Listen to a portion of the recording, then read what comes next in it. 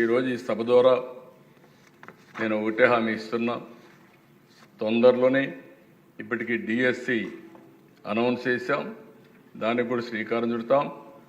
రాబోయే సంవత్సరం 16,384 ఉద్యోగాలు ఏవైతే చెప్పామో రిక్రూట్ చేసి ట్రైన్ చేసి పోస్టింగ్స్ ఇచ్చి పాఠశాలలు ఓపెన్ చేస్తామని చెప్పి కూడా నిరుద్యోగులందరికీ హామీ ఇస్తున్నాం. దానికి కూడా శ్రీకారం చుడుతున్నాం.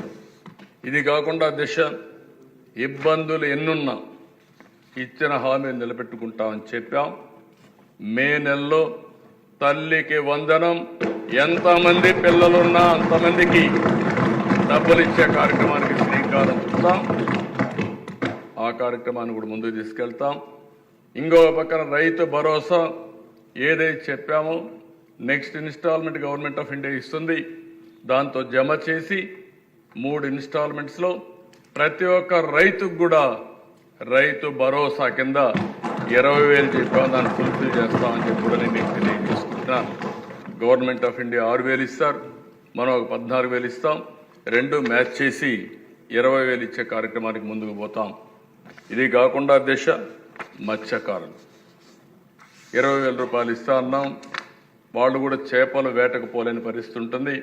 ప్రతి సంవత్సరం హాలిడే ఇస్తాం.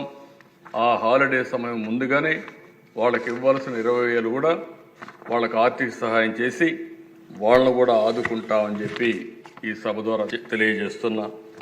ఈ 1-2 కాదు దిశ, ఏదైతే మేము ఎన్నికల మేనిఫెస్టోలో చెప్పామో ప్రతి ఒక్కటి కూడా అమలు చేయడానికి చిత్తశుద్ధితో కట్టుబడి ఉన్నాం.